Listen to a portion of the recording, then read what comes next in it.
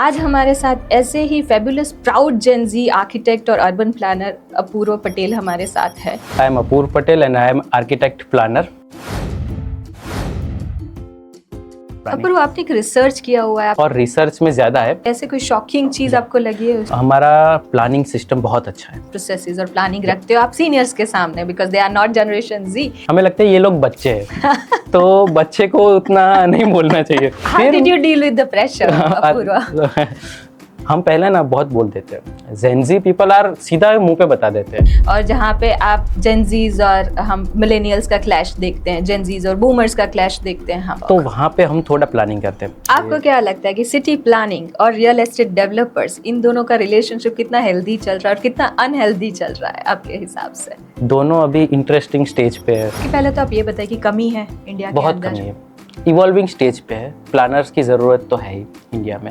जेन जी का point of view इसके हिसाब से क्या है? बिहेवियरल चेंज फर्स्ट इंपॉर्टेंस और first priority has to be on the human right. ये मुझे लगता है दोनों को हैंड टू हैंड लेके जाना चाहिए। Huge emotion all about is a religion. So आपने most religion places of India like Kedarnath, Badrinath में भी डेवलपमेंट का काम किया हुआ है। तो वहाँ पे कौन सी चैलेंजेस आई? It's a confidential.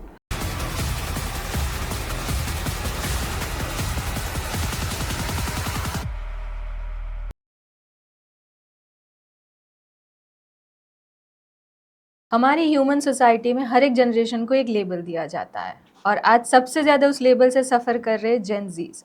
बहुत ही हाईली रिस्पॉन्सिबल है, इनको काम नहीं करना, इनको हर एक चीज़ में इश्यूज़ है। शायद एज अ मिलेनियल मैं भी यही सोचती थी जब तक मैंने अपनी जेन जी टीम के साथ वर्क करना शुरू नहीं किया। इनिशियली मुझे भी थोड़ा सा वर्क स्ट्रगल हुआ इनके साथ, बट जब मैंने उनका पॉइंट ऑफ व्यू समझा तब मुझे समझ में आया कि ये लोग इररिस्पॉन्सिबल तो नहीं है, बट इनका लेंस अलग है, इनको चीज़ों को देखने का नज़रिया अलग है। ये लोग टॉक्सिक वर्क कल्चर नहीं चाहते, ये लोग एक पीसफुल वर्क कल्चर चाहते हैं। ये लोग कंपटीशन नहीं चाहते, ये लोग को एग्जिस्टेंस चाहते हैं। ये लोग फाइट नहीं करना चाहते, ये लोग विन विन सिचुएशन क्रिएट करना चाहते हैं। आपके पास ये सारे एपिसोड्स, रील्स और पेजेस जो आ रहे हैं वो मेरी फेबुलस जेन जी टीम आपके पास ला रही है। ये एपिसोड मैं इन लोगों को और मेरी टीम को डेडिकेट करना चाहती हूँ। और प्लीज़ आप इस चैनल को सब्सक्राइब कीजिए, कमेंट्स कीजिए, ये सारा अप्रिसिएशन मेरी जेन जी टीम तक जाएगा। आज हमारे साथ ऐसे ही फेबुलस प्राउड जेन जी आर्किटेक्ट और अर्बन प्लानर अपूर्व पटेल हमारे साथ है, जिन्होंने urban development like Ahmedabad, Jamnagar और ग्रेटर नोएडा में काम किया हुआ है। इन्होंने climate sensitive areas like Badrinath, Kedarnath में भी काम किया हुआ है। लेट्स अंडरस्टैंड जेन जी जब अर्बन प्लानिंग करते हैं, डेवलपमेंट करते हैं, पॉलिसीज़ बनाते हैं, तो इनका पॉइंट ऑफ व्यू क्या है। So we welcome mister Apurva Patel for our business and beyond podcast season 1 episode 4। And we would like to understand your point of view as a gen Z के जब आप काम करते हो एक अर्बन प्लानिंग अथॉरिटीज़ डेवलपमेंट में, तो आपका पॉइंट ऑफ व्यू क्या रहता है। तो हम पूरा एक जेन जी पॉइंट ऑफ व्यू के हिसाब से ये पॉडकास्ट को हैंडल करना चाहते हैं इस बार। So first you please let me know कि आपका वर्क एक्सपीरियंस अब तक का कितना रहा है और कौन सी अथॉरिटीज़ के साथ आपने अभी काम किया हुआ है। Hello so I am Apoorva Patel and I am architect planner. I have did planning from various places like Bhopal. I also go through the Delhi, Greater Noida authorities, Ahmedabad development authorities, मतलब औडा, चाडा, जामनगर के कॉरपोरेशन में मैंने काम किया है, authority में काम किया है, अहमदाबाद अर्बन डेवलपमेंट अथॉरिटी औडा में काम किया है। तो वहाँ पे मैंने अराउंड 4 इयर्स का मेरा एक्सपीरियंस रहा है in urban planning, core urban planning. इसके अलावा अभी मैं as a government consultant work कर रहा हूँ, जिसमें मैं अर्बन डेवलपमेंट डिपार्टमेंट UD-UHD को गवर्नमेंट कंसल्टेंसी प्रोवाइड कर रहा हूँ। उसके पहले मैंने इनिशियली स्टार्ट किया था एज एन आर्किटेक्ट। तो जब मैं अपनी जर्नी बताता हूँ कि मुझे कैसे अर्बन प्लानिंग में इतना इंटरेस्ट आया कि how we can design building और उसका इम्पैक्ट बिल्डिंग के अंदर वाले पीपल, मतलब सिटीजन के अलावा उसके सराउंडिंग में क्या क्या होता है। तो मुझे आपको बचपन से ही अर्बन प्लानिंग करना था, कब आपने डिसाइड किया कि मुझे अर्बन प्लानिंग आर्किटेक्ट बनना है? मैंने पहले, आई एम गुड स्केचर, तो मुझे बिल्डिंग्स के स्केच करना बहुत अच्छा लगता था। तो उसकी इस वजह से मैंने डिज़ाइनिंग में गया और मैंने डेडिकेटेडली आर्किटेक्चर किया। उसके बाद मेरा कोई ऐसा प्लान नहीं था कि मैं अर्बन प्लानिंग करूँगा, तो मैंने as an architect practice start कर दी अहमदाबाद में। तो मैं एक बिल्डिंग बनाता था, रेसिडेंशियल, कॉमर्शियल, का डिज़ाइनिंग स्टार्ट किया था। बट उससे क्या होता था कि मुझे ऐसा लगता है ये बिल्डिंग में मेरी डिज़ाइन के अलावा सराउंडिंग का बहुत ज़्यादा इम्पैक्ट होता है। सराउंडिंग, नेबरहुड, सिटीज़ का इम्पैक्ट मेरी बिल्डिंग के डिज़ाइन पे ज़्यादा है। तो हम सिस्टम डिज़ाइन करते हैं, वो सिटी बिल्डिंग डिज़ाइन करने से ज़्यादा हम सिस्टम को डिज़ाइन करते हैं। तो वहाँ से मुझे ऐसा एक इन्फ्लुएंस आया कि now let's do the urban planning. तो मैंने 2 साल आर्किटेक्चर प्रैक्टिस करने के बाद मैंने urban planning masters full time course करने का डिसाइड किया कि let's do the urban planning. पर वो आपने एक रिसर्च किया हुआ है, आप अगर थोड़ा सा बता पाए उस रिसर्च पेपर के बारे में जो आपने अपने कॉलेज में सबमिट किया था। It was very interesting topic. मेरा इंटरेस्ट टुवर्ड्स पॉलिसीज और रिसर्च में ज़्यादा है rather than doing the special planning. So लोगों को अभी ऐसा लगता है कि urban planning is like town planning scheme बनाओ, डेवलपमेंट प्लान बनाओ, स्पेशल प्लानिंग बनाओ, but it's beyond the special planning, it's about the policies, research. तो मैंने टोटल अभी तक 5 या 6 रिसर्च पेपर मेरे स्प्रिंगर नेचर में पब्लिश हो चुके हैं। और मेरा फर्स्ट रिसर्च पेपर था role of development control tools on the city compact development. तो एज एन आर्किटेक्ट मेरा दिमाग ज़्यादा बिल्डिंग में होता है, और as an planner I am going to design a cities. तो मैंने नेबरहुड प्लानिंग के एक पॉइंट ऑफ व्यू लिया। तो अभी गवर्नमेंट ऑफ गुजरात और GTPUD एक्ट में एक प्राविधान है लोकल एरिया प्लान बनाने का, सेक्शन 74 में, बट वो इतना इम्प्लीमेंट नहीं होता है। तो how to implement that local area plan in neighbourhood design, और उसको हम अर्बन प्लानिंग में कैसे लाएं, और उसके लिए हमें रेगुलेशंस में क्या क्या मॉडिफिकेशन कर सकते हैं जिसमें सिटीजन, गवर्नमेंट और डेवलपर्स तीनों हैंड टू हैंड सिटी के डिज़ाइन में हेल्प करें। तो बेसिकली वो पॉइंट ऑफ व्यू मेरा रहा था रिसर्च। जब आप सिटी प्लानिंग में काम करते हो अपूर्व, तो ऐसी बिकॉज प्लानिंग में एक चीज़ अलग होती है, on the paper it looks very different, और जब वो सिचुएशन ग्राउंड रियलिटी पे आती है ना, तब वो बहुत ज़्यादा उसका डिफरेंस होता है। तो ऐसी कोई शॉकिंग रियलिटी आपको लगी है जब आपने वो उस इम्प्लीमेंटेशन को ग्राउंड फेस पे, ग्राउंड रियलिटी पे देखने की कोशिश की?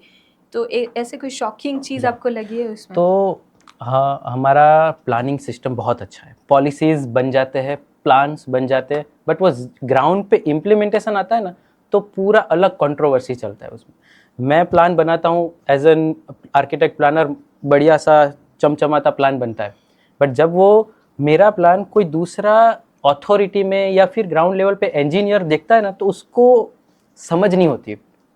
अगर उसको समझ होती है तो उसको इम्प्लीमेंट कैसे करना है वो नहीं पता चलता है। अगर वो उसको दोनों पता चल जाता है तो उसके साथ जो काम करते हैं वो हैंडल नहीं कर पा रहा है। तो कहीं ना कहीं इम्प्लीमेंटेशन फेज में हमें कैपेसिटी बिल्डिंग का प्रॉब्लम आ रहा है।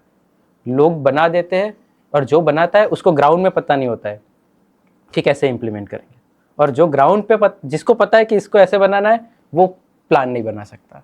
तो हमारी सिचुएशन, हम ये दोनों फेज के अंदर लड़ रहे हैं कि क्या करना चाहिए। जब आप ये as a Gen Z when you put this thing in front of your authorities, वो तो जेंजी नहीं है, वो तो मिलेनियल्स है या शायद बूमर्स है, राइट? तो उनके माइंडसेट से डील करते वक्त आपको लगता है कि यार ये एजेंडा बहुत ज़्यादा पॉलिटिकल जा रहा है या फिर एडमिनिस्ट्रेटिव इश्यूज आ रहे हैं, ये लोग हमारा पॉइंट ऑफ व्यू नहीं समझ पा रहे, बिकॉज हम बहुत स्ट्रेट जनरेशन है, Gen Z is a very straight generation की जो है सीधा मुंह पे बोलेंगे वाला। तो आपको ये चीज़ लगता है कि इस चीज़ के अंदर कोई इश्यूज आते हैं आपको? तो फर्स्ट तो वहाँ पे ऐसा होता है कि हमें लगता है ये लोग बच्चे हैं तो बच्चे को उतना नहीं बोलना चाहिए। The first thought in that mind कि ये लोग बच्चे हैं, तो वो बोलते हैं हमें कि आप सोचो मत, आप काम करो। पर हमारी जनरेशन ऐसी है कि हम बता देते हैं कि सर ये गलत हो रहा है, but if you want to do I can do. हम कर लेते हैं और उनके बाद फिर से उनके मुंह पे जाके बोलते हैं कि देखा मैंने तो बोला था पहले कि नहीं करने का। सो वो वैसा क्वेश्चन, ऐसी सिचुएशन मैंने 2-3 बार फेस किए कि 2-3 डिसीजन ऐसे थे कि हम जब टाउन प्लानिंग स्कीम बना रहे थे रिवर फ्रंट के साइड, बहुत ही इंटरेस्टिंग टीपी स्कीम थी, और वो मेरे थोड़े काम के बहुत, मतलब मैं दिल के करीब थी वो टीपी स्कीम, क्योंकि पूरा डिज़ाइन मैंने किया था, सर्वे भी मैंने किया था। वहाँ पे एक अंकल की लैंड थी, एग्रीकल्चर लैंड, जो रिवर के साइड पे आती है, जिसको हम रिस्ट्रिक्टेड जोन डेवलपमेंट प्लान में देते हैं। अब उनकी लैंड में बीच में से रास्ता निकल रहा था, तो सर ने बोला कि हम 2 अलग अलग डिवाइड कर देंगे, आधा पार्ट हम रिस्ट्रिक्टेड जोन में डालेंगे, आधा पार्ट हम उसको कोई लैंड यूज अलॉट कर देंगे। तो अब उसकी लैंड के 2 पार्ट हो गए। और मैंने उनको बोला, क्योंकि मैं as a stakeholder meeting में हम जा चुके थे, तो वो थोड़े डोमिनेटिंग मुझे लगे फ्रॉम द, आई थिंक कि उनका कोई पॉलिटिकल बैकग्राउंड होगा या फिर उनको कोई पॉलिटिकल बैकिंग होगा। तो मैंने बोला कि sir this will create a problem. बोले कि नहीं नहीं नहीं ऐसा ही होगा, आप तू जा, तू, मैं बोल रहा हूँ आप कर लो। सबमिट हो गई। उसके बाद जब पहला आया ना, तो सबसे पहली, हम उसको वांधा अर्जी बोलते हैं गुजराती में, तो सबसे पहला उनका जो आया ना तो वही था। और उतना प्रेशर क्रिएट किया ना उन्होंने कि हमें 2 की जगह 1 land low. How did you deal with the pressure, Apurva? हम पहले ना बहुत बोल देते हैं, जेनजी पीपल आर सीधा मुंह पे बता देते हैं और प्रेशर को एक एट अ टाइम हम निकाल देते हैं। उसके बाद हम रिलैक्स हो जाते हैं कि ठीक है, मैंने जो सुना ना था वो सुना लिया, लेट्स नाउ वर्क, अब वो क्या बोल रहे हैं हम सुन लेते हैं एक बार। तो हम ऐसे प्रेशर को डील करते हैं। और आई थिंक जेनजी में एक बात है कि हम प्रेशर होगा ना तभी काम करेंगे, वो सारे लास्ट मोमेंट वाले हैं। अच्छा, सर आप ये सारे मिलेनियल्स और बूमर्स को बताना चाहते हैं कि भाई हम पे प्रेशर डालो, राइट? ना नॉट कि हम ऐसे प्री प्लानिंग नहीं चलते, हम अच्छा। सब इमीडिएट डिसीजन लेते हैं कि नहीं ये करना है, ये नहीं करना है। सो हमारा डिसीजन बहुत क्विक होता है rather then the planned decision. और वो क्विक डिसीजन एकदम ऐसा होता है ना कि वो कभी कभी सही भी हो जाता है और कभी कभी गलत भी होता है। तो उस बात का रिग्रेट नहीं होता है हमें कि चलो यार थोड़ा सोच के बना, नहीं नहीं उस टाइम पे मैं सही था तो मैंने ये डिसीजन लिया। तो ये क्लैशेस को कैसे हैंडल करते हो आप Apurva? Because city planning, city area development, इस पे जो भी अथॉरिटीज़ में काम करती है, they are consider very serious authorities, क्योंकि उसका इम्पैक्ट करोड़ों लोगों पे पड़ने वाला है कल। सो वहाँ पे एक रिस्पॉन्सिबिलिटीज़ बहुत ज़्यादा इंपॉर्टेंट है, that how responsible you are to plan this things. और जहाँ पे आप जेनजीज और हम मिलेनियल्स का क्लैश देखते हैं, जेनजीज और बूमर्स का क्लैश देखते हैं हम, राइट? कि भाई स्ट्रेस, हमें स्ट्रेस में काम नहीं करना है, हमें ये काम नहीं करना है यहाँ पे। But again the responsibility comes into the factor. तो आपको रिस्पॉन्सिबिलिटीज़ को कैसे देखते हो when it's about a city planning and development work? तो वहाँ पे हम थोड़ा प्लानिंग करते हैं। क्लासेस तो ऑब्वियस है, क्योंकि जहाँ पे 2 पर्सन या फिर अथॉरिटी आएगी तो दोनों के पॉइंट ऑफ व्यू अलग होंगे। तो मैं उसको ऐसा बोलूँगा कि क्लासेस होंगे, और कभी कभी जैसे होता है ना डाग अच्छे है, तो कभी कभी क्लासेस अच्छे है, उससे कोई नया आइडिया निकलता है। तो हम उसको क्या क्या होता है, प्लानिंग में टाइमलाइन मैच करते हैं। जनरली हमारा ऐसा होता है कि लेट्स मेक अ प्लानिंग, दोनों का एक पॉइंट ऑफ व्यू होता है, और फिर हम प्लान करते हैं दोनों चीज़ों पे कि अगर इस तरीके से जाएंगे मेरे पॉइंट ऑफ व्यू से तो कैसा होगा, अगर क्लैश हो रहा है उनके पॉइंट ऑफ व्यू से कैसा होगा, दोनों को हम समझते हैं। और उसके बाद तीसरा एक वे निकालते हैं कि उनको भी ऐसा लगे ठीक है मेरा हो गया, हमें भी ऐसा लगे कि नहीं नहीं मेरा हुआ, और वो एक बेटर सॉल्यूशन निकल के आता है। तो अब किसी को निराश नहीं करते वैसे। एज फार एज इंडिया में सिटी प्लानिंग कंसिडर करते हैं ना, तो ज़्यादा मार्केट डिमांड देखते हैं लोग कि भाई मेरा सिटी प्लानिंग में एक बिल्डर का स्क्वायर फीट के हिसाब से कितना बिकेगा, उस हिसाब से सिटी प्लानिंग को कंसीडर किया जाता है। तो वहाँ पे जो क्रिएटिविटी होती है, जहाँ पे वो अंडरस्टैंडिंग होती है, प्लानिंग का पूरा पॉइंट ऑफ व्यू होता है, वो कहीं ना कहीं कॉम्प्रोमाइज होता है। How do you see this angle as a Gen Z architect? Market demand necessary है, बिकॉज बहुत सारा कैपिटल मार्केट से आता है, तो वो ग्रोथ को डाइवर्ट तो करता है ऑब्वियसली, बट वो ग्रोथ एक फ्रेमवर्क के साथ हो ना तो वो ग्रोथ बहुत अच्छा होता है। जैसे मैं अहमदाबाद का एग्जांपल दूँ, हमारा ये SG हाईवे पर वहाँ पे रियल एस्टेट मार्केट डिमांड बहुत ज़्यादा हो गई, वो बहुत बूम हो चुका है। तो हम गवर्नमेंट ने क्या फ्रेमवर्क निकला कि उसको काउंटर मैग्नेट थियरी बनाई कि हम इसको कन्वर्ट करेंगे कहीं दूसरी ओर। तो उन्होंने वहाँ पे इंफ्रास्ट्रक्चर लाना स्टार्ट कर दिया, तो थोड़ा मार्केट डिमांड वहाँ पे कैटर हुआ। तो रादर देन गोइंग कि एक ही जगह पे हम पूरा कर रहे, उसका प्राइस बूम हो रहा है, उसका रियल एस्टेट बूम हो रहा है, बिकॉज डेवलपर चाहते हैं कि वहीं पे ही ज़्यादा सेल हो। तो गवर्नमेंट ने ऐसा बोला कि चलो वहाँ तो आप रखो, दूसरा फ्रेमवर्क बनाया कि हम दूसरा काउंटर मैग्नेट बनाते हैं। तो वहाँ पे डेवलपमेंट स्टार्ट किया। उसका बेस्ट एग्जांपल है ये वाला जो हमारा रोड है, SG हाईवे वाला रोड, उसमें बहुत सारा रियल एस्टेट बूम हो रहा है, बहुत सारी हाई राइज बिल्डिंग बन रही है, बिकॉज गवर्नमेंट चाहती है कि FSI हाई राइज बिल्डिंग बने, हम हायर FSI दे तो सिटी का स्काईलाइन चेंज हो। तो उसकी वजह से रेट ऑफ पर स्क्वायर फुट इंक्रीज हो गया। तो उन्होंने दूसरा काउंटर मैग्नेट बनाया ये भाट कोटेश्वर साइड पे। वहाँ पे उन्होंने कुछ ज़रूरत नहीं थी, उन्होंने टीपी स्कीम बना दी, रास्ते इंफ्रास्ट्रक्चर डाल दिया। Now the whole developers and real estate are gone that area. वहाँ पे थोड़ा प्राइस कम था तो लोगों को भी लगा कि नहीं वो बेटर है इसकी वजह से। तो इसका क्या हुआ, जो एकदम बूम हो रहा था वो स्टेबल हो गया। नाउ यहाँ पे इतना प्राइस नहीं बढ़ रहा है क्योंकि वहाँ पे लोग अब वहाँ जाने लगे। तो इस तरीके से फ्रेमवर्क से जो अगर प्लानिंग हो तो मार्केट डिमांड को हम कैटर कर सकते हैं और वो डेंजर नहीं है। मार्केट डिमांड डेंजर जब तब होती है जब वो विथआउट डायरेक्शन कहीं भी दिशा में भाग रहा हो। गवर्नमेंट और आम आदमी के बीच में एक पूरा चैनल होता है, कंसल्टेंट्स का, एक्सपर्ट्स का, अर्बन प्लानर्स का, आर्किटेक्ट्स का, रोड इंफ्रास्ट्रक्चर इंजीनियर्स का, जो ट्रांसपोर्टेशन सेक्टर को शेप अप करते हैं। हम उन्हीं एक्सपर्ट्स को आपके सामने ला रहे सीधा बात करने के लिए हमारे the business and beyond podcast के थ्रू।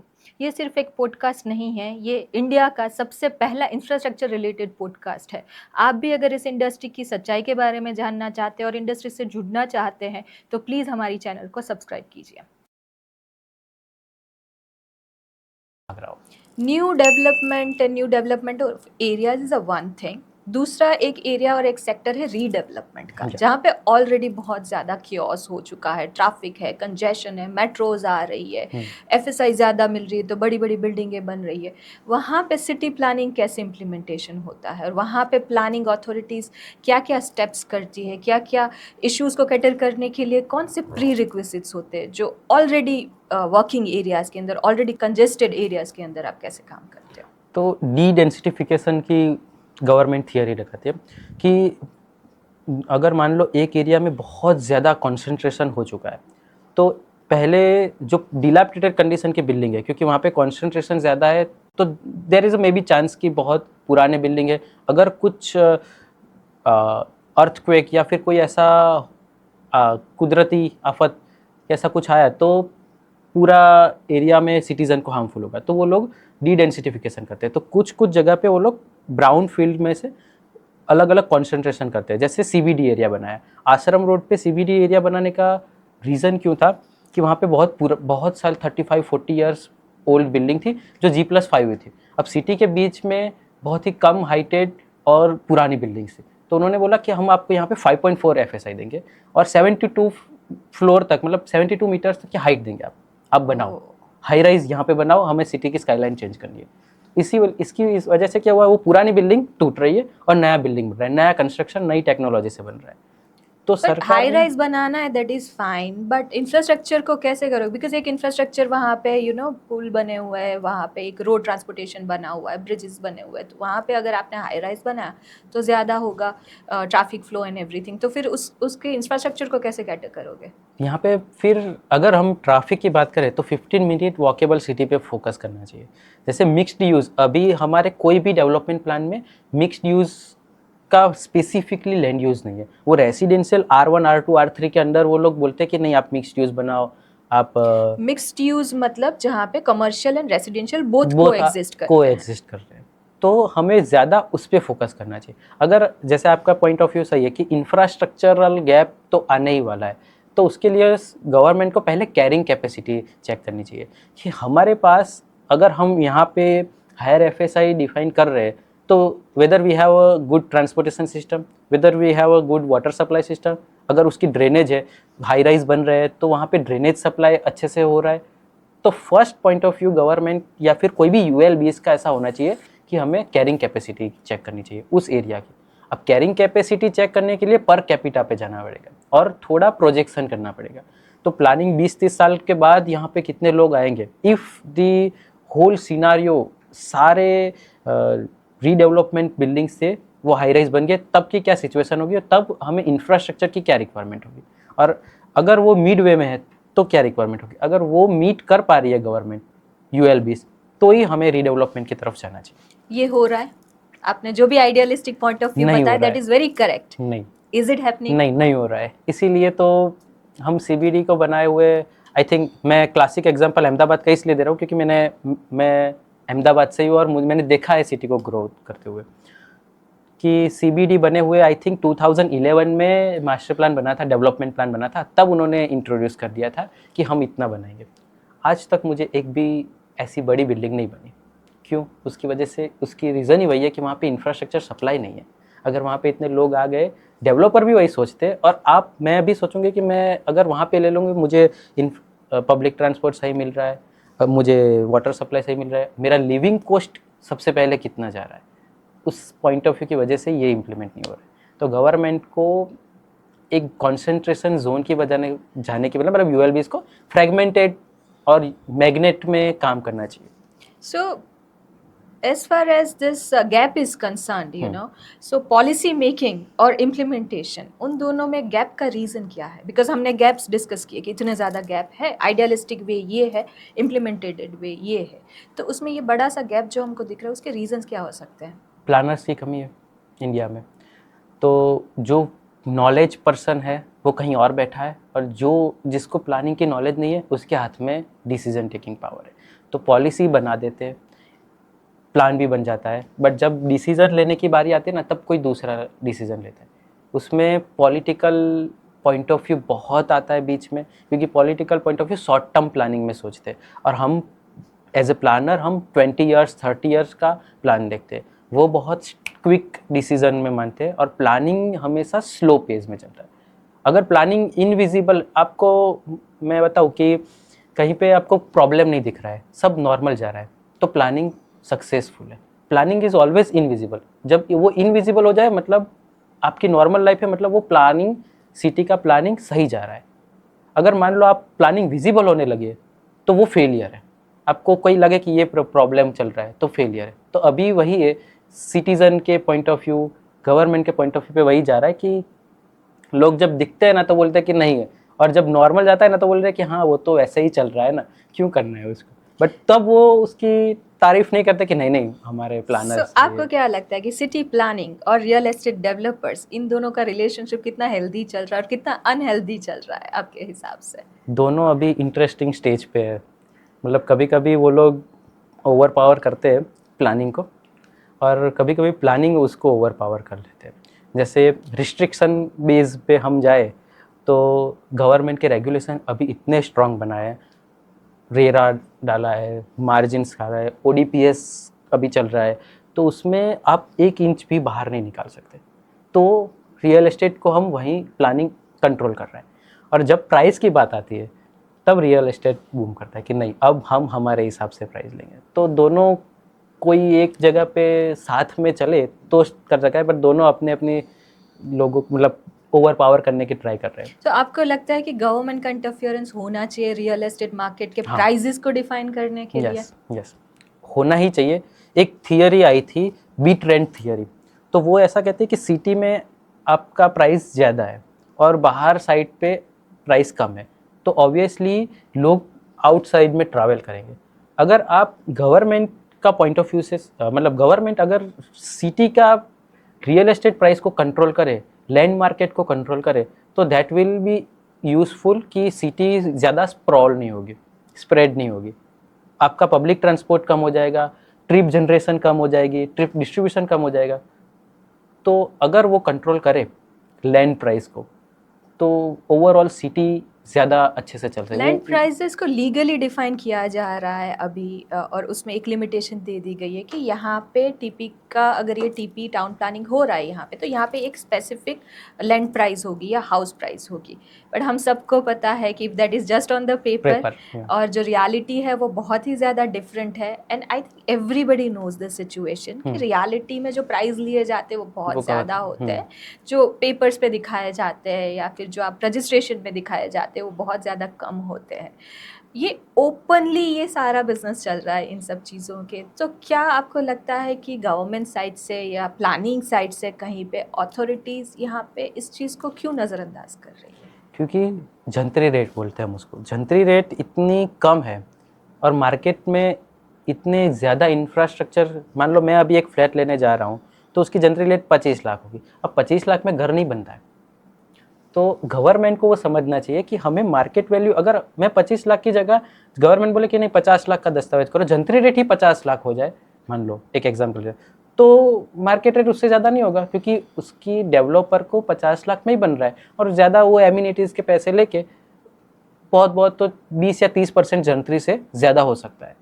तो गवर्नमेंट को वो चेंज करने की, जंतरी सिस्टम चेंज करने की ज़रूरत तो है। सो जंतरी सिस्टम क्यों नहीं चेंज कर रहे? बिकॉज सबको Because पता है कि जंतरी के हिसाब से सेलिंग नहीं हो पा रहा है। हाँ, अब उसके पीछे भी एक नया इंटरेस्टिंग पॉइंट ऑफ व्यू है कि अगर जंतरी बढ़ गई तो रजिस्ट्रेशन चार्ज बढ़ जाएगा। रजिस्ट्रेशन चार्ज बेयर करने, अगर नया बंगलो है तो सिटीज़न को बेयर करना पड़ेगा। अब 6 to 7% जंतरी के हिसाब से रजिस्ट्रेशन चार्ज देना पड़ेगा।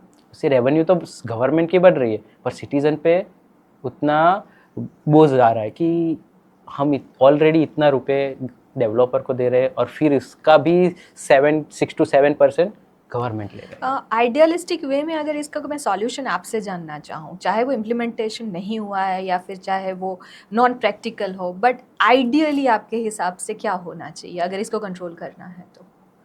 गवर्नमेंट को रेसिडेंशियल और कॉमर्शियल सप्लाई करना चाहिए। अगर गवर्नमेंट ही एक सप्लायर बन जाएगी देन, या फिर जॉइंट वेंचर, मेरे एक रिसर्च में मैंने स्टडी किया था कि जॉइंट वेंचर होना चाहिए।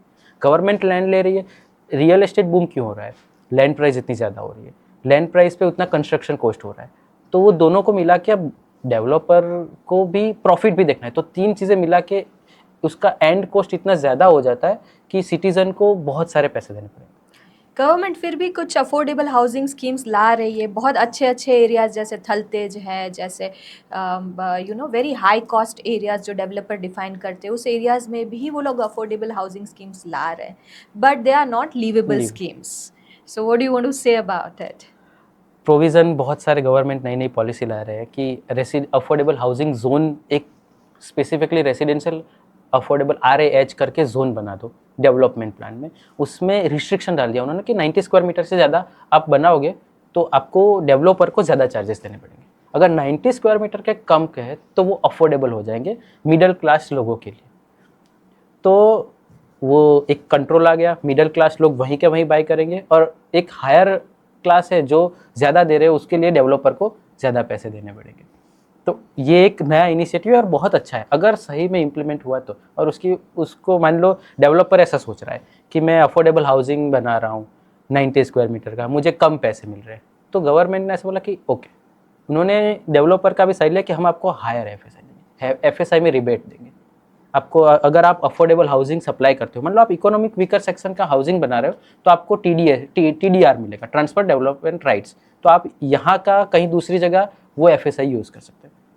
तो गवर्नमेंट दोनों पॉइंट ऑफ व्यू से देख रही है, बट कहीं ना कहीं डेवलपर अपनी वो क्या बोलते हैं ऑर्थोडॉक्स सिस्टम में से बाहर निकलना नहीं चाहते कि हमें पैसे कमाने हैं। But as an architecture point of view अगर मैं आपसे बात करूँ, राइट, कि जो भी गवर्नमेंट बिल्डिंग्स अभी कंस्ट्रक्ट हो रही है, जैसे AMC का पार्किंग अभी यहाँ पे अगर आप नारायणपुरा में देखो, या फिर यहाँ पे प्रहलाद नगर में अगर AMC का पार्किंग देखो, वहाँ पे शॉप्स गवर्नमेंट ने सेल करने के लिए they have put the shops to sell, वो भी सेल नहीं हो पा रही है, जो कि वो मार्केट रेट से कम है। वहीं पे बाजू में एक प्राइवेट बिल्डिंग है, उसका ज़्यादा मार्केट रेट पे लोग वो शॉप्स खरीद रहे हैं, पर गवर्नमेंट बिल्डिंग की वो शॉप्स नहीं खरीद रहे। सो आर्किटेक्चरल पॉइंट ऑफ व्यू आपका क्या है उसमें? गवर्नमेंट बिल्डिंग में लोग अभी ऐसा सोचते हैं, आर्किटेक्ट प्लस एक, अगर मैं खुद मेरे किराने की शॉप मुझे लगानी है तो मैं ऐसा सोचूंगा कि गवर्नमेंट का काम है तो उतना कंस्ट्रक्शन सही नहीं होगा, उतनी क्वालिटी मुझे नहीं मिलेगी जितना मुझे डेवलपर दे रहा है। सेकंड, मुझे एमिनिटीज उतना नहीं मिलेगी। गवर्नमेंट बिल्डिंग में अगर वो एमिनिटी डाल भी दे रहा है तो मेंटेनेंस कौन करेगा, एक मेन पॉइंट ऑफ व्यू हो रहा है। अगर मैं शॉप ले ही लूँ पार्किंग में तो उसके वाटर सप्लाई कहाँ से आ रहा है, उसका मेंटेनेंस कौन करेगा, वो सारे बहुत सारे कॉन्सिक्वेंसेस सामने आते हैं। इसी वजह से ये सारी शॉप्स नहीं बिक रही है, और वो गवर्नमेंट भी ये सिनारियो समझा है। तो अभी ऐसी पॉलिसी बन रही है कि हम ONM के लिए एक डेडिकेटेडली फंड देंगी गवर्नमेंट, और ONM के लिए जो भी खर्चा आएगा वो स्टेट गवर्नमेंट देगी। तो शायद उनका ONM क्या है आपसे? ऑपरेशन एंड मेंटेनेंस के लिए एक पॉलिसी बन रही है, और उनको फंड देंगे कि कुछ जैसे आप शॉप की बात कर रहे हो, वहाँ पे मेंटेनेंस नहीं होता है, उसकी मॉनिटरिंग नहीं होती है, तो उसके लिए गवर्नमेंट डेडिकेटेडली फंड देगी। क्योंकि कभी कभी कैसा होता है, ULB बना देती है तो ULB के पास मेंटेनेंस के पैसे नहीं होते, क्योंकि शॉप, उन्होंने ऐसा विज़न किया होगा कि शॉप सेल होगा, उससे हमें रेवेन्यू मिलेगा तो हम उससे ONM करेंगे, बट वो हो ही नहीं पाता है। इसकी वजह से गवर्नमेंट ने वो सिनारियो देखा है, और उसकी वजह से वो लोग नई पॉलिसी इम्प्लीमेंट कर रहे हैं। गवर्नमेंट अभी प्राइवेट कंसल्टेंसीज को काम दे रही है अपना डेवलपमेंट का और पॉलिसीज डिज़ाइन करने का, जैसे कि डेलॉयट, आप खुद अभी डेलॉयट में एज ए कंसल्टेंट काम कर रहे हो। सो डेलॉयट को जहाँ तक मैं जानती हूँ उनका बहुत अर्बन पॉइंट ऑफ व्यू रहता है कंसल्टेंसी का। They are working into multinational companies एंड वो लोग देख रहे हैं कि इंटरनेशनली क्या इंफ्रास्ट्रक्चर डेवलपमेंट हो रहा है, इंडिया में क्या इंफ्रास्ट्रक्चर डेवलपमेंट हो रहा है। तो मुझे नहीं लगता कि वहाँ पे कहीं पे भी प्रपोजल्स में कमी आती होगी, राइट। सो अगर आप इतने अच्छे प्रपोजल्स गवर्नमेंट को दे रहे हैं, फिर भी गवर्नमेंट बिल्डिंग्स ये क्वालिटी के बन रहे हैं, वो क्यों गैप आ रहा है? पीएमसी का गैप है। अगर मान लो गवर्नमेंट ने नए नए प्रपोजल भी दे दिए, कंसल्टेंसी बहुत अच्छी है, सब जगह पे प्राइवेट कंसल्टेंसी बैठे, अर्बन एक्सपर्ट्स बैठे हैं, क्योंकि गवर्नमेंट के एम्प्लॉय के पास उतना वक्त नहीं होता है कि वो एक नए थॉट्स या फिर एक नई चीज़ों को ला सके। इसकी वजह से उन लोगों ने कंसल्टेंसीज को बिठा के रखा है कि आप सोचो, आप अर्बन एक्सपर्ट हो, नए न्यू आइटम्स लेके आओ, एक उसकी नई स्ट्रेटजीज लेके आओ। क्योंकि दो पॉइंट ऑफ व्यू में, अगर हम दो बैठे, हमारे दो अलग अलग पॉइंट ऑफ व्यू है और उसमें से कोई नया आइडिया निकल आए तो that is the better for the overall city. इसकी वजह से उन लोगों ने कंसल्टेंसी बिठाई। अब वो प्लान बन गया, नई बिल्डिंग बन गई। अब जब कंस्ट्रक्शन की बारी आती है ना, वहाँ पे दिक्कत आ जाती है। वहाँ पे मॉनिटरिंग नहीं होती, या फिर नहीं बोलना चाहिए बट ऐसा होता है कि यूएलबीज़ के इंजीनियर्स उतने इक्विप्ड नहीं होते, कि उतने स्किल्ड नहीं होते कि वहाँ जाके वो स्क्रूटिनी करे, और स्क्रूटिनी कर रहे हैं तो उनको गलतियाँ दिखे कि ये सही नहीं बन रहा है, और गलतियाँ दिख भी रही है। सो कुछ उनका अंदर अंदर अरेंजमेंट हो चुका होता है कि वो दिखाते तो नहीं फिर है। आपकी जब कंसल्टेंट एज ए कंसल्टेंट जब आप पॉलिसीज बनाते हो, उसके बाद एक रियल डेवलपमेंट होता है, वहाँ पे भी एनफोर्समेंट में यू हैव अ से, आपका कोई से रहता है एज ए कंसल्टेंट? नहीं रहता है, वो कम्प्लीटली ज़ीरो से रहता है। सो आपका सिर्फ काम रहता है कि आपने प्रपोज कर दिया, प्लानिंग प्रपोज कर दिया, आपने समझा दिया कि इस तरीके से होना चाहिए, बट इम्प्लीमेंटेशन के बाद आपका से कोई नहीं रहता। तो ये जो पॉलिसीज और प्लान बनती है वो विभाग बनाता है और डिपार्टमेंट बनाता है। अब डिपार्टमेंट डायरेक्ट करता है अलग अलग, उसके अंडर 157 जितनी अलग अलग अथॉरिटीज़ हैं, यूएलबीज़ हैं। अब वो लोग फिर इम्प्लीमेंट करते हैं। अब जब इम्प्लीमेंटेशन की बारी होती है तब डिपार्टमेंट को कुछ पता ही नहीं होता है।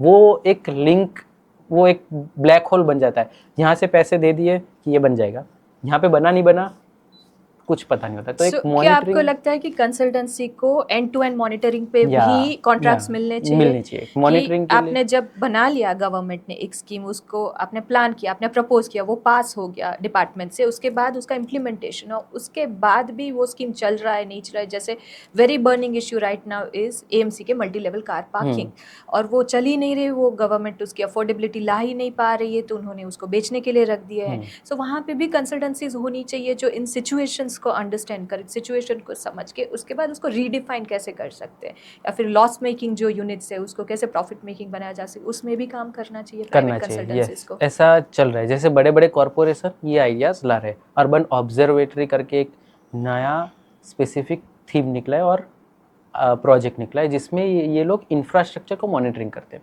मान लो एक ये कि हमारे पार्किंग स्टेशन हमने बना लिया, पार्किंग स्पेस बना लिया, बट वो यूज़ क्यों नहीं हो रहा है, उसका प्रॉपर असेसमेंट होता है और उसके ऊपर वो रिपोर्ट बनाते हैं। और नेक्स्ट टाइम जब दूसरा ऐसा इंफ्रास्ट्रक्चर बने, so what we can do कि हम ये जो अभी सिचुएशन है वैसा ना हो, और what not to do while the construction. तो वो चीज़ें एक रिपोर्ट में स्पेसिफिकली। ये कब से बना है ये department? I think last year से अर्बन ऑब्जर्वेटरी का प्रोजेक्ट आया है, और अभी स्टेट गवर्नमेंट भी सेंट्रली बजट में अर्बन ऑब्जर्वेटरी का नया प्रावधान है। अगर इसके काम और प्रकार को हम देखें या इम्प्लीमेंटेशन हम देखें तो शायद 2-3 साल और लग सकते हैं इसके इम्पोर्टेंस को देखने के लिए। तो दे आर डूइंग लाइक पूरा मैपिंग कर रहे हैं जीआईएस पे। अगर वाटर सप्लाई की लाइन भी जा रही है ना, तो वो जीआईएस पे आनी चाहिए, तो उनको पता चलेगा। और दूसरा एक नया टेक्नोलॉजी भी उन्होंने स्काडा करके है, उसमें चोरी बहुत होती है, पानी की चोरी, बिजली की चोरी, तो वो लोग उसको भी मॉनिटर करेंगे। तो सरकार देख रही है धीरे धीरे इम्प्लीमेंट होगा। सो आपको लग रहा है कि सिटीज़ जैसे अहमदाबाद जैसी सिटीज़ अभी वो फ्यूचर रेडी बन रही है Yes. और फ्यूचरिस्टिक पॉइंट ऑफ व्यू को लेके अभी प्लानिंग चल रहा है इन Yes. सब हाँ। सिटीज़ के अंदर। सो फ्यूचरिस्टिक कब तक का फ्यूचर हम देख पा रहे हैं? 5 साल, 10 साल, 15 साल, कब तक का देख के वी सी के 15 साल के बाद इसका एक्सपांशन कितना होगा या 10 साल बाद कितना होगा? उसका जोन कितना है अभी फ्यूचरिस्टिक जोन? 10 ईयर्स का वो लोग प्लानिंग कर रहे हैं अभी। और दूसरा 10 ईयर्स के बाद एवरी फिफ्थ ईयर वो लोग रिवीजन करते हैं अपने पूरे मास्टर प्लान का। तो वो लोग जनरली 10 to 20 ईयर्स का विज़न लेके चलते हैं कि 20 ईयर्स के बाद क्या होगा।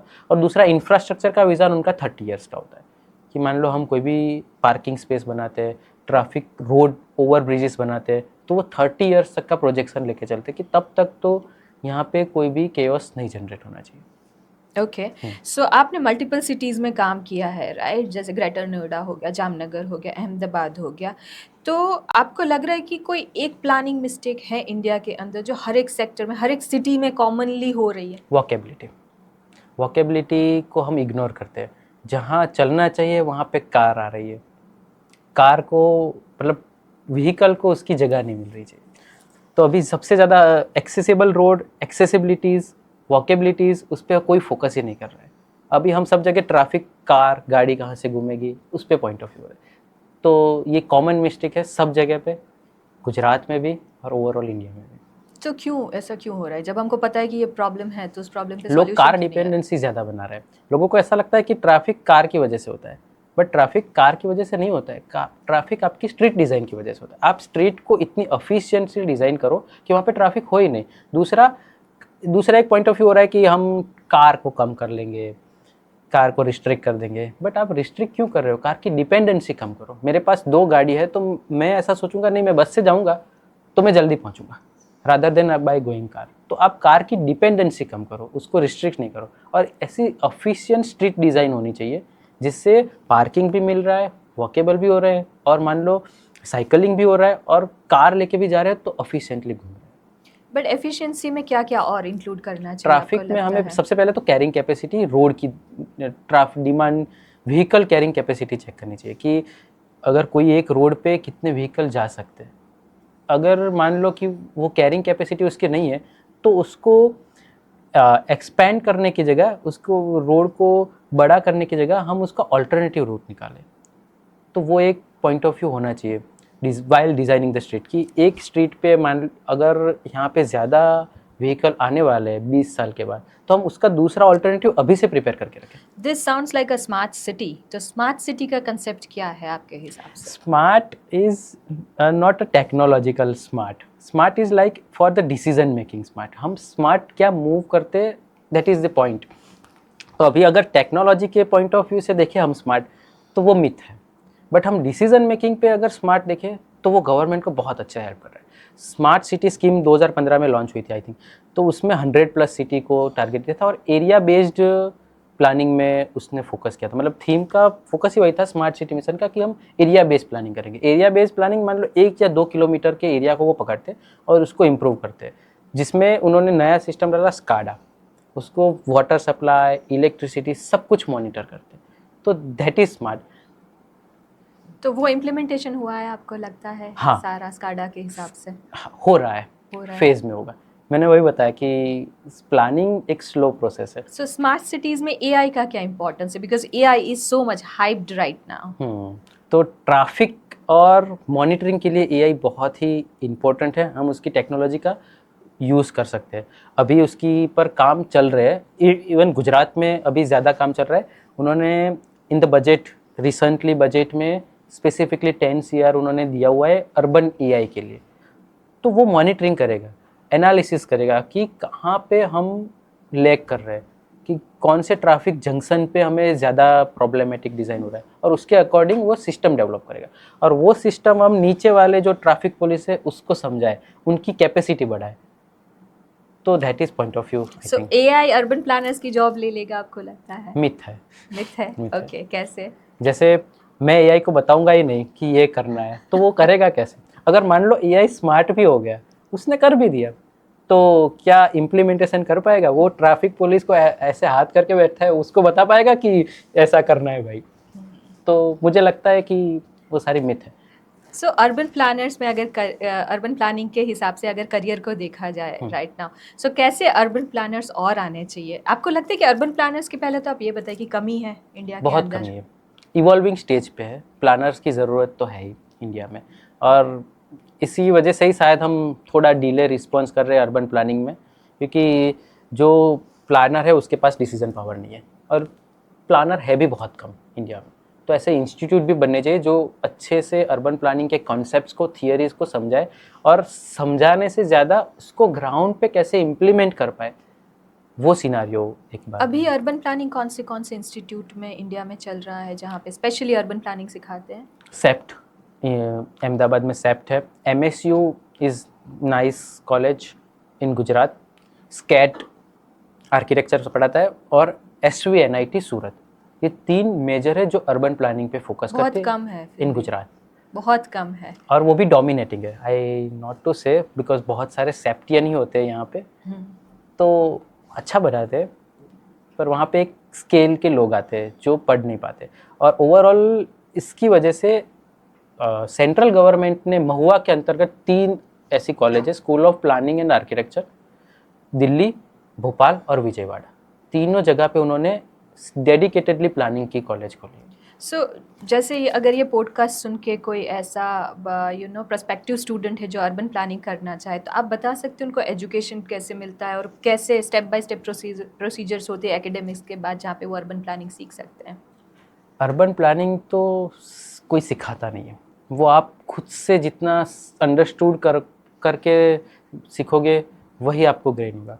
बाकी एकेडमिकली तो सेप्ट और वो है, उसके बाद आपको अथॉरिटी में जाओ। मुझे तो ऐसा लगता है कि डायरेक्टली बड़े पोजीशन, अभी स्टूडेंट क्या फेस करते हैं कि आफ्टर अर्बन प्लानिंग उनको कोई बड़ी पोजीशन मिले, मत लो, कम पैसे मिल रहा है, वैसी जगह पे जाओ, अथॉरिटी में जाओ, लोकल एरिया डेवलपमेंट अथॉरिटी है, म्यूनिसिपल कॉरपोरेशन है, नगर पालिका, इवन वहाँ पे जाके आपको ज़्यादा अर्बन प्लानिंग सीखने को मिलेगी, और ज़्यादा ग्राउंड प्रॉब्लम को आप फेस करोगे, और वहाँ पे आपको डिसीजन लेने में भी ईजी होगा, क्योंकि अगर बड़े एरिया में जाओगे तो आपके ऊपर 5 लोग हो गए, तो और वो डायरेक्ट करेंगे, ऐसा करेंगे, और उनके ऊपर पॉलिटिकल प्रेशर होगा, तो उसकी वजह से जो नीचे जो नया फ्रेशर है उसको डिसीजन पावर नहीं मिलता, उसको डायरेक्शन मिलता है कि भाई ऐसा है। This is a public sector you are saying, the government sector you are saying. अगर अर्बन प्लानर कोई बनना चाहता है तो प्राइवेट सेक्टर्स में क्या अपॉर्चुनिटीज हैं उनके लिए?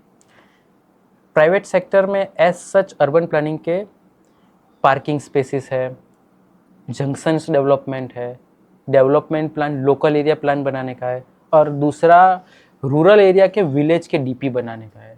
तो that are the point of view जहाँ पे हम एज ए प्राइवेट प्रैक्टिस कर सकते हैं। इसके अलावा आप रिसर्च में भी जा सकते हो कि कोई पर्टिकुलरली क्लाइमेट बेस्ड, अभी AQI, वाटर और क्लाइमेट, 3 सेक्टर ऐसे हैं जो फ्यूचर में उसकी बहुत ज़रूरत पड़ेगी, और उसके पर्सपेक्टिव वाले स्केल्ड अर्बन प्लानर की ज़रूरत पड़ेगी। तो उस डायरेक्शन में हम प्राइवेटली कंसल्टेंसीज में प्रैक्टिस कर सकते हैं as an urban planner. But पहले उनको एक्सपीरियंस लेना बहुत ज़रूरी है, because urban planning is everything is about an experience. अगर आपका एक्सपीरियंस इतना आ जाता है then you can practice as a private consultant, and now the government is also open कि वो प्राइवेट कंसल्टेंट्स को कॉन्ट्रैक्ट दे रही है ऐसे करने के। That is very good part, like people will be motivated to go towards the urban planning, ये सुन के। सो अगर प्लानिंग स्ट्रॉन्ग हो जाए तो आपको लगता है कि ट्रैफिक की प्रॉब्लम्स को रिड्यूस किया जा सकता है? बिकॉज ट्रैफिक की प्रॉब्लम्स में जब तक जितना मुझे एज अ कंसल्टेंट पता है, there is a very important part of civic behaviour, civic sense plus the planning. So आपको क्या लगता है प्लानिंग का कितना इंपॉर्टेंस है regarding the traffic issues solve करने के लिए, और सिविक सेंस का कितना इंपॉर्टेंस है? दोनों हैंड ऑन हैंड है। अगर मान लो प्लानर्स और अथॉरिटीज़ या फिर कोई भी ULBs एक अच्छा सा स्ट्रीट डिज़ाइन करती है, जंक्शन डिज़ाइन करती है, और वहाँ पे ट्रैफिक हो रहा है, तो उसकी वजह एक ऐसा हो सकता है कि आप जो यूजेबल सिटीज़न है वो अच्छे से उसका यूज़ नहीं करते। दूसरा, पार्किंग बिहेवियर ऐसा होता है कि वो लोग रास्ते पे ही पार्क करके चले जाते हैं, रादर देन अभी बहुत सारी स्ट्रीट ऐसी बने कि उनको ऑन स्ट्रीट पार्किंग की जगह मिलती है, वहाँ पे ठेले लग जाते हैं, तो वो लोग उसके आगे पार्क कर लेते, या फिर उस पर जाने की भी ज़रूरत नहीं करते। तो मुझे लगता है सिटीज़न बिहेवियरल चेंज, अवेयरनेस बहुत रिक्वायर है। ट्रैफिक को कम करने के ठेले लिए। लग जाते हैं, आपने बोला, और वहाँ पे ठेलों के लिए काम भी करती है एएमसी, जैसे मैंने देखा हुआ है, बट वहाँ पे पब्लिक और गवर्नमेंट का फ्रिक्शन बहुत ज़्यादा, अथॉरिटीज़ का फ्रिक्शन बहुत ज़्यादा बढ़ जाता है, और वहाँ पे अथॉरिटीज़ को ब्लेम किया जाता है जो अपना काम कर रही है। उनको पता है कि यहाँ पे ट्रैफिक जाम होगा तो हमको ये ठेले उठाने पड़ेंगे, बट उसको एक इमोशनल पॉइंट ऑफ व्यू से लोग देखने लगते हैं कि बेचारा दिन का 100 रुपया कमा रहा है, 200 रुपया कमा रहा है, उसको आप हैरेस कर रहे हो। सो आपको इस पॉइंट ऑफ व्यू के बारे में एज अ जेन जी आपका पॉइंट ऑफ व्यू क्या है? मुझे तो लगता है अथॉरिटी सही है, बिकॉज वो ठेला वाला लगेगा, वो बोलना नहीं चाहिए पर वो बाहर से आएगा, उसको इतना नॉलेज होना चाहिए कि मैं जहाँ पे हूँ उसकी एरिया का सफाई करूँ या फिर उसको अच्छे से मेंटेन करूँ। वो वहाँ पे आएगा, वहाँ पे कचरा आएगा, वहाँ पे लोग पार्क करेंगे और लोग ट्रैफिक होगा, तो उसकी जगह उसको एक डेडिकेटेडली स्पेस मिल रही है, तो वो वहाँ जाके क्यों नहीं बेच रहा है। तो पॉइंट ऑफ व्यू गवर्नमेंट तो सही है, मुझे लगता है मेरे पॉइंट ऑफ व्यू से गवर्नमेंट सही है, जो ठेला हटा रही है वो सही है उसको। और गवर्नमेंट ऐसा भी नहीं है कि आपका ठेला हटा दिया, वो एक डेडिकेटेडली स्पेस भी दे रही है आपको कि आप वहाँ जाके ही सेल करो, आपको वहाँ पे जाएंगे, तो वो पॉइंट ऑफ व्यू सही है। और उसमें हमें गवर्नमेंट का साथ देना चाहिए। जैसे अभी सिटीजन का एक इमोशनल बिहेवियर है कि उसके 100 रुपये दे दिए, नहीं, उसको सामने जगह भी दिए ना, आप वहाँ जाके खरीदो। लोगों को क्या है कि मुझे यहाँ 4 रास्ते पे मिल रहा है तो मैं क्यों उसके डेडिकेटेड स्पेस में जाऊँ, वहाँ पार्क करूँ गाड़ी, वहाँ से उतरूँ और जाके लाऊँ, तो वो कहीं पे इश्यूज है। इश्यू है, तो हमें गवर्नमेंट का सपोर्ट करना चाहिए, सिटीजन को गवर्नमेंट का सपोर्ट करना चाहिए। सिटीजन्स का और जनरल पब्लिक का अगर आप पॉइंट ऑफ व्यू देखिए, और जितना भी मीडिया आप देखते हो जहाँ पे हाइप होता है नॉर्मल पब्लिक का, तो नॉर्मल पब्लिक अपने आप को विक्टिमाइज ही बताती है। चाहे वो कचरा कहीं पे फेंक रही है फिर भी विक्टिम वो है, चाहे वो वंदे भारत जैसी इतनी अच्छी ट्रेनों को ख़राब कर रही है, पान की पिचकारियाँ मार रही है, फिर भी गवर्नमेंट ख़राब है। खुद सिविक सेंस यूज़ नहीं कर रहे, हेलमेट नहीं पहन रहे, सीट बेल्ट नहीं बांध रहे और रोड एक्सीडेंट्स में जाने जा रही, फिर भी गवर्नमेंट ख़राब है। हर एक चीज़ में सिटीजन्स और जनरल पब्लिक अपने आप को विक्टिमाइज प्रूव करना चाहती है, जहाँ पे वहाँ पे इनकी रिस्पॉन्सिबिलिटीज़ आती है सिविक सेंस की। जेन जी का पॉइंट ऑफ व्यू इसके हिसाब से क्या है? Behavioural change as usual. और दूसरा, हमारा थोड़ा ज्यूरिडिक्शन भी ऐसा है, नामदार कोर्ट ऐसे हमेशा बोलती है कि नहीं, आपने घर ले लिया, मान लो मैं अभी राजकोट में बहुत बड़ा डिमोलिशन हुआ जंगलेश्वर का, तो वहाँ पे ऐसा होगा कि जो डिमोलिश कर दिया तो ऐसा बोले कि आपने ह्यूमन लॉज, ह्यूमन एथिक्स का यूज़ नहीं किया और आपने सबको बेघर कर दिया, तो एक तरफ से वो बोलेगी। दूसरा, जब गवर्नमेंट बोलेगी कि हमारे पास जगह नहीं है तो बोलेगी आप तोड़ते क्यों नहीं हो। तो यहाँ पे हमारा कहीं ना कहीं ज्यूरिडिक्शन का प्रॉब्लम आता है कि वो ही सपोर्ट करती है ऐसी चीज़ों को, कि सिटीज़न को ऐसा बोलते हैं कि नहीं, जब वो फरियाद करते तब आप वो सही, और जब वो फरियाद नहीं करते तब गवर्नमेंट गलत है, और जब गवर्नमेंट एक्शन लेती है तब बोलते हैं नहीं नहीं नहीं, आपको ये नहीं करना चाहिए था। सो जुडिक्शन का जब आप बात करते हो तो वहाँ पे ह्यूमन राइट्स का इम्पोर्टेंस बहुत ज़्यादा दिया जाता है कि ह्यूमन राइट्स के हिसाब से सब कुछ होना चाहिए। फर्स्ट इम्पोर्टेंस और first priority has to be on the human right. और हमारे जैसी डेंसली पॉपुलेटेड कंट्री जो अभी चाइना से भी आगे निकल गई है पॉपुलेशन के हिसाब से, we are around 180 crore right now. So वहाँ पे ह्यूमन राइट्स को एनफोर्स करना या ह्यूमन राइट्स के हिसाब से हर एक चीज़ चलाना और गवर्नमेंट और अथॉरिटीज़ को सेकेंडरी पोजीशन देना कितना सही है? वो इतना तो सही नहीं है, मुझे लगता है वो दोनों को हैंड टू हैंड लेके जाना चाहिए। कहीं पे अगर अथॉरिटी सही है तो उसको बोलना चाहिए कि इट्स ओके, आपने ह्यूमन राइट्स को थोड़ा वायोलेट किया है बट उसको कंपनसेट करो। हमेशा ऐसा ही होता है कि आप कंपनसेट करो, और सिटीज़न को भी समझना चाहिए कि ये चीज़ जो हम ह्यूमन, मान लो कि कोई आपका घर तोड़ा है, आपको ठेला हटाया है, तो उसके पीछे रीज़न होगा। वो लॉन्ग टर्म पर्सपेक्टिव से सोच रहे हैं कि यहाँ पे ये चीज़ें हम दूसरी जगह ले जाएंगे तो उतना इफ़ेक्टिव प्लानिंग होगा, ट्रैफिक नहीं होगा। तो दोनों को हैंड टू हैंड होना चाहिए, मतलब गवर्नमेंट को ही बेसिकली समझना चाहिए कि हमें, अगर मान लो हम ह्यूमन राइट्स का तो मैं नहीं बोल सकता क्योंकि वो तो पॉइंट ऑफ व्यू होगा कितना वायोलेट हुआ कि नहीं हुआ है, बट अगर इंफ्रास्ट्रक्चर पॉइंट ऑफ व्यू से सोचें हम, तो उसके इकोनॉमिकल बैकग्राउंड को स्टडी करने के बाद ही उनको रिप्लेस करना चाहिए। स्पोर्ट्स का इंफ्रास्ट्रक्चर प्लानिंग चल रहा है, तो उसके लिए हमने एक बड़ा सा स्पोर्ट्स कॉम्प्लेक्स बन रहा था, बनने वाले हैं, और 1200 करोड़ का फंड भी दिया है उसके ऊपर। तो वहाँ पे इतने तकरीबन 640 जितने रेसिडेंशियल कॉलोनीज थे जिसके पास पेपर्स नहीं थे, और वहाँ पे वो लोग मान लो 52 या 50 ईयर्स के प्लस से वहाँ पे ही रह रहे, उसके बाप दादा से वहीं पे ही रह रहे। अब गवर्नमेंट ने पहला पॉइंट ऑफ व्यू क्या बोला कि तोड़ दो सारे, तोड़ने पर क्या वो अथॉरिटी का ह्यूमन वायोलेशन हुआ।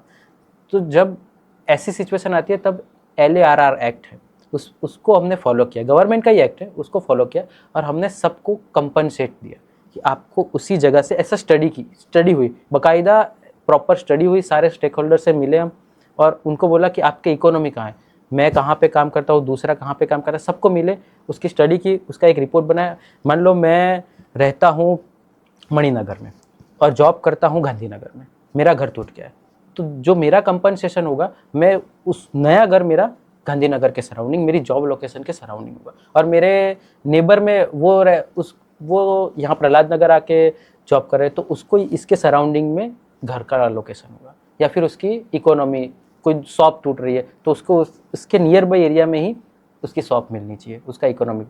तो वो पॉइंट ऑफ व्यू अगर गवर्नमेंट अडॉप्ट कर ले तो ह्यूमन राइट्स का भी वायोलेशन नहीं होगा, सिटीजन भी नाराज नहीं होगी और नामदार कोर्ट भी कुछ नहीं बोलेंगे। Very interesting. So, human rights violation is a one story. Another story we have the huge emotion all about is a religion. So, आपने most religion places of India like Kedarnath, Badrinath में भी डेवलपमेंट का काम किया हुआ है. So, वहाँ पे कौन सी challenges आई है आपको काम करने में? वहाँ पे there are hilly areas, वहाँ पे climate और weather sensitive areas है. So, वहाँ पे आपको क्या क्या issues आए? I would like to know about that. वहाँ पे देखो इंफ्रास्ट्रक्चर की रिक्वायरमेंट तो बहुत ज़्यादा है, क्योंकि इतने डे बाय डे पिलग्रिम्स वहाँ पे जा रहे हैं, लोग जा रहे हैं, श्रद्धालु जा रहे हैं, तो इंफ्रास्ट्रक्चर रिक्वायरमेंट तो है, बट वो टाइमली कन्वे हो वो नेसेसरी है। दूसरा क्लाइमेट रिस्पॉन्सिस के साथ हो वो नेसेसरी है। वहाँ पे स्केलेबिलिटी बहुत कम है, बिकॉज वहाँ पे हमें स्लोप का रिस्ट्रिक्शन मिल जाता है, और रिवर कभी भी बरसात हो जाती है, मान लो ऊपर वो लैंडस्लाइड हुई या फिर बर्फ़ पिघला तो पूरा पानी नीचे आएगा, तो वो सारी चीज़ें हमने फेस की थी। तो हम प्रोजेक्ट बना रहे थे रिवर फ्रंट का, I don't say the name, but river front का प्रोजेक्ट बना रहे थे, वहाँ पे डिले हो गया। वहाँ पे हिली एरिया में एक टाइमली कंस्ट्रक्शन हो वो बहुत नेसेसरी है। मान लो आज हमने फाउंडेशन स्टार्ट कर दिया तो कल उसको क्योरिंग, उसमें RCC फिल हो जाना चाहिए। अगर हम वेट कर लिया, वहाँ पे मान लो बारिश हो गई तो पूरा लैंडस्लाइड आ जाएगा। सेम सिनारियो हमने फेस किया था, एक बार फाउंडेशन खोद के दूसरी बार वो स्नोफॉल स्टार्ट हो गया, सारे कंस्ट्रक्शन वर्कर चले गए। एक तो मान वहाँ पे कंस्ट्रक्शन वर्कर जाते हैं, वो पूरे नीचे से हम ऊपर ले जाते हैं, तो वो सब बंद हो गया। उस टाइम पे दूसरे दिन स्नोफॉल के बाद बारिश स्टार्ट हो गई, तो जो एरिया रिवर फ्रंट मतलब डेवलपमेंट का पार्ट नहीं था वो सब नीचे आ गया, वो सबकी लैंडस्लाइड हो गई। सो हमें वो पॉइंट ऑफ व्यू सबसे ज़्यादा करना चाहिए। वहाँ पे कौन कौन सी चीज़ों पे अभी डेवलपमेंट हो रहा है? केदारनाथ, बद्रीनाथ वाले एरिया जो रिलीजियसली इन्वॉल्व है, वहाँ पे इतने करोड़ों श्रद्धालु जाते हैं हर साल, तो वहाँ पे अभी अगर इंफ्रास्ट्रक्चर डेवलपमेंट देखें तो गवर्नमेंट कौन कौन से इंफ्रास्ट्रक्चर डेवलपमेंट वहाँ पे कर रहा है? सिटीजन सेंट्रिक फैसिलिटीज़ पे ज़्यादा फोकस कर रहे हैं वो लोग। बेसिकली वहाँ पे लोग एक एज के बाद जाना प्रेफर करते हैं। अभी जेनजीज को प्रेफर करते हैं कि हम जाए, Gen Zs are going, Gen Zs are very religious, तो हम तो जाते हैं, बट इसके साथ एक एज के लोग वहाँ पे जाते हैं जिसके अच्छे से उनके चल नहीं सकते या फिर उनको कोई दिक्कत हो, तो वो सारी फैसिलिटीज़ उस पर फोकस है। जैसे आपने वैष्णो देवी गए होंगे तो वहाँ पे भी इलेक्ट्रिक कार, एक पॉइंट के बाद घोड़े पे बैठ के जाओगे, वहाँ से electric car. Similar concept Kedarnath Badrinath में ला रहे हैं। बद्रीनाथ में पूरा ऐसे आप मान लो बस से या कार, बस तो नहीं जाती, कार से आप वहाँ पे गए, वहाँ पे बस स्टेशन पे आप उतरे तो सीधा ही सिटीज़न को एक रेस्टिंग पॉइंट मिल जाना चाहिए। उसके बाद एक इंफॉर्मेशन डेस्क, पूरा सिटीज़न सर्विस सेंटर बनाया है, बहुत अच्छा है। वहाँ पे आप जाके एक बार उसको रेस्ट करना है, मान लो उसको स्टे करना है, सीधा ही दर्शन करने नहीं जाना है, तो वो एक फैसिलिटी मिलता है। उसके बाद वहीं से ही अगर जो चल नहीं सकता है वहीं से ही उनको कार मिल जाएगी, इलेक्ट्रिक कार, वो भी तो सीधा उनको मंदिर के पास ड्रॉप करेगा। तो वो सारी फैसिलिटीज़ पे फोकस हो रही है। दूसरा उसकी नेचुरल ड्रेनेज पे बहुत फोकस कर रहे हैं कि एक 2 लेक है बद्रीनाथ में, Shesh Netra, I forgot the name exactly, but 2 lake है, तो उसकी उन्होंने पूरा नेचुरल ड्रेनेज स्टडी किया है और कहाँ कहाँ से उस लेक में वाटर का कॉन्सेंट्रेशन हो रहा है, तो वो पूरी चैनल को रीडिज़ाइन किया और उसके अकॉर्डिंग पूरा लेक डेवलप किया है। तो पहले वो जो गंदगी थी या फिर स्नो की वजह से पूरा बंद पड़ा था, वो उन्होंने पूरा फैसिलिटी रिवाइव किया है। और बहुत सारे ऐसे घर थे जो रिवर के एज पे, अलकनंदा वहाँ पे रिवर है उसके एज पे, तो उसको उन्होंने प्रोटेक्शन दिया कि आप उसको तोड़ के नया बनाए या फिर उसको स्ट्रक्चरली स्टेबिलिटी प्रोवाइड किए। तो उस गवर्नमेंट का वो पॉइंट ऑफ व्यू है। उसमें बहुत सारे कॉन्सिक्वेंसेस है। बेसिकली केदारनाथ में हमने बहुत कंट्रोवर्सी फेस की थी कि वहाँ पे पंडित लोगों के बहुत सारे घर टूट रहे थे पूरे कॉरिडोर डेवलप करने में, तो हमें थोड़ा वहाँ कंट्रोवर्सी फेस करना पड़ा, बट हो रहा है धीरे धीरे, वो भी समझ रहे हैं। पर अगर हम कितना भी डेवलपमेंट वहाँ पे अगर कर रहे हैं, हम केबल कार्स ला रहे हैं, हम रोड्स को, इंफ्रास्ट्रक्चर को डेवलप कर रहे हैं, कहीं ना कहीं पर्यावरण को नुकसान हो रहा है, क्योंकि वो बहुत ही ज़्यादा कंजर्वेटिव जगह है जहाँ पे पर्यावरण अभी भी सुरक्षित है, AQI इतना ज़्यादा नहीं है, तो वहाँ पे ये सारी चीज़ें आई मस्ट से कि मॉलेस्ट हो रहा है एनवायरनमेंट, राइट? तो उसको किस हिसाब से आप देखते हो? यहाँ पे आती है बात स्मार्ट की। आपको टेक्नोलॉजी और व्हीकल का इमिशंस कम करना पड़ेगा। वो इकोलॉजिकल फर्जाइल लैंड है पूरी, तो आपका डेवलपमेंट उस तरीके से होना चाहिए कि जिससे हम नेचुरल चीज़ों को डिस्टर्ब नहीं कर रहे, उसकी नेचुरल पैटर्न को डिस्टर्ब नहीं कर रहे, और हमारा एक पूरा पिलिग्रिम्स के लिए इंफ्रास्ट्रक्चर डेवलप कर रहे हैं। तो गवर्नमेंट का वही प्रोविज़न है कि हम उसकी नेचुरल बायोडाइवर्सिटी को कहीं भी हार्म नहीं करें और हम बनाए। कॉन्क्रीटाइजेशन कर रहे हैं, बट वो धीरे धीरे अवॉइड करना भी स्टार्ट कर रहे हैं। बहुत सारे ऐसे हैं कि वो लोग नेचुरल वहाँ के रॉक्स से फाउंडेशन और वो सब बना रहे हैं, बट समहाउ धीरे धीरे इवॉल्व हो रहा है, इतना जल्दी तो आई थिंक। और कौन से ऐसी जगह है जहाँ पे आपको लगता है कि ऐसे पिलिग्रम्स है, जहाँ पिलिग्रम्स जाते हैं, जहाँ पे like you know urban development की ज़रूरत है और ज़्यादा इन धार्मिक स्थलों पे? वैसे धार्मिक स्थल आपको और कौन कौन से दिखते हैं इंडिया के अंदर? इंडिया के अंदर धार्मिक स्थल तो बहुत सारे हैं जहाँ पे डेवलपमेंट की ज़रूरत आपको दिख रही है कि यहाँ पे और ज़्यादा डेवलपमेंट, जैसे Kedarnath, Badrinath highest super like you know जहाँ पे सबसे ज़्यादा पब्लिक जाती है, उन जगहों में से आता है, धार्मिक स्थलों में से आता है। पर बहुत सारे धार्मिक स्थल ऐसे भी है जहाँ पे शायद इतना डेवलपमेंट नहीं हो रहा, आपको लग रहा हो कि वहाँ पे ज़रूरत पड़ सकती है। मुझे ऐसा लगता है कि जो धार्मिक स्थल नेचुरल है उसको वैसे ही कंडीशन में रहना चाहिए। सिर्फ सराउंडिंग एरिया को क्लीनिंग और एक सिटीजन सेंट्रिक फैसिलिटीज़ डेवलप करनी चाहिए। बाकी चीज़ों को अगर आप जितना नेचुरल रखोगे, और वहाँ पे पब्लिक ट्रांसपोर्ट अच्छा होना चाहिए, 3 चीज़ें हो जाए तो बाकी कोई भी धार्मिक स्थल को रीडेवलपमेंट करने की ज़रूरत नहीं है। मैं ऐसे एक धार्मिक स्थल जो बहुत ही ज़्यादा कंट्रोवर्शियल है, जहाँ पे शायद इंडियन गवर्नमेंट की भी लिमिटेशंस आ जाती है, वो है एक मानसरोवर, जहाँ पे China and India has a conflict all the time. But ये इतना बड़ा धार्मिक स्थल है कि करोड़ों लोग फिर भी मानसरोवर की यात्रा करते हैं। सो वहाँ पे अगर इश्यूज़ आ रहे हैं, क्योंकि बहुत सारे लोग एनवायरनमेंट की वजह से, और जैसे आप बोलते हो लैंडस्लाइडिंग होती है उसकी वजह से, बहुत सारे श्रद्धालु मर भी जाते हैं हर साल, राइट? सो वहाँ पे क्या लिमिटेशंस होंगी गवर्नमेंट की कि वहाँ पे वो इतने अच्छे रास्ते नहीं अभी बना पा रहे? बिकॉज आई डोंट थिंक कि वहाँ पे इतना ज़्यादा डेवलपमेंट हो रहा है। वो रीच नहीं है। मतलब मान लो कि मुझे इंफ्रास्ट्रक्चर, कुछ भी चीज़ें, materials, construction materials, would even लेके वहाँ ले जाना है तो वो बहुत ही डिफ़िकल्ट होता है। तो एक मेन सरकार को वही लग रहा है कि हम वहाँ पे ज़्यादा इंफ्रास्ट्रक्चर प्रोवाइड नहीं कर पाते। दूसरा, कभी कभी मुझे लगता है वो डेवलप ना हो उतना अच्छा है। जो नेचुरल है उसको डेवलप, जैसे ही डेवलपमेंट आएगा, अब नहीं बोलना चाहिए बट कंस्ट्रक्शन के लिए कंक्रीट वो लोग यूज़ करते हैं, और कंक्रीट पूरी बायोडाइवर्सिटी को खा जाता है। तो वो जितना नेचुरल जा रहा है उतना ही अच्छा है। इसीलिए वो सरकार भी ऐसा चाहती है कि ठीक है। Apurva, we had a very good conversation with you. This was 1 hour conversation we had. मुझे आज पता भी नहीं लगा कि हमने 1 घंटा ख़त्म कर दिया है, और हम आपके साथ और भी दोबारा दूसरे एपिसोड्स लाना चाहेंगे। आई थिंक हमारे व्यूअर्स को भी बहुत अच्छा लगा होगा अपूर्वा का पॉइंट ऑफ व्यू इन सब चीज़ों में। हमारा एक लास्ट सेक्शन अभी बाकी रह रहा है, वो है rapid fire answers. So I will be asking quickly the questions to you. Rapid fire की ब्यूटी ये है कि आपको ज़्यादा नहीं सोचना है, जो आपको लग रहा है कि ओके इसका आंसर ये होना चाहिए, आपको फटाफट से वो आंसर देने हैं, राइट? सो यहाँ पे आपकी एक नेचुरल इंस्टिंक्ट से आप आंसर दीजिए जो भी आपको लगता है। So we will also come to know what you think about those questions, right? So मेरा पहला क्वेश्चन है कि इंडिया का सबसे अंडर एस्टिमेटेड अर्बन प्रॉब्लम क्या है? वॉकेबिलिटी। एक प्लानिंग डिसीजन जो आपको लगता है कि इंडिया में गलत डायरेक्शन में गया पास्ट का? ट्रांसपोर्ट को एक अलग प्लान करते हैं, लैंड यूज़ के साथ ट्रांसपोर्ट इंटीग्रेट होना चाहिए। एक सिटी इंडिया में ऐसी जहाँ प्लानिंग रिलेटिवली बेटर हो रहा है अभी। अहमदाबाद, एक्सपेरिमेंट भी कर रहे हैं वो लोग बहुत सारे। एक मिथ जो लोग ट्रैफिक के बारे में गलत समझते हैं। ट्रैफिक एक कार गाड़ी से ही होती है। अगर आप एक रूल चेंज कर सकते हो सिटी प्लानिंग में तो वो क्या होगा?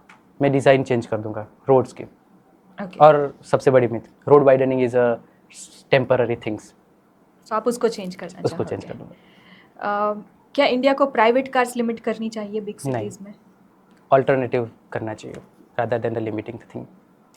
आज अगर एक न्यू सिटी इंडिया में प्लान हो रही है तो सबसे पहले क्या अवॉइड करना चाहिए? स्प्रॉल, उसको कॉम्पैक्ट सिटी में डेवलप होना चाहिए rather than going to the spread.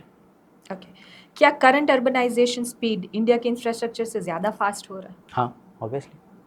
आपके रिसर्च के अकॉर्डिंग फ्यूचर सिटीज़ का बिगेस्ट चैलेंज क्या होगा? ट्रैफिक। एक सच जो लोगों को अर्बन प्लानिंग के बारे में पता होना चाहिए बट उन्हें नहीं पता। प्लानिंग इनविजिबल होती है। My last question to you is, अगर आपको इंडिया की किसी एक सिटी को रीडिज़ाइन करने का चांस मिले तो आप सबसे पहले क्या फिक्स करोगे? मैं रोड डिज़ाइन बदल दूंगा। Thank you, Apurva. That was a great session. I think everybody was very happy. Yeah, And I me am too. very happy listening to I am you. also.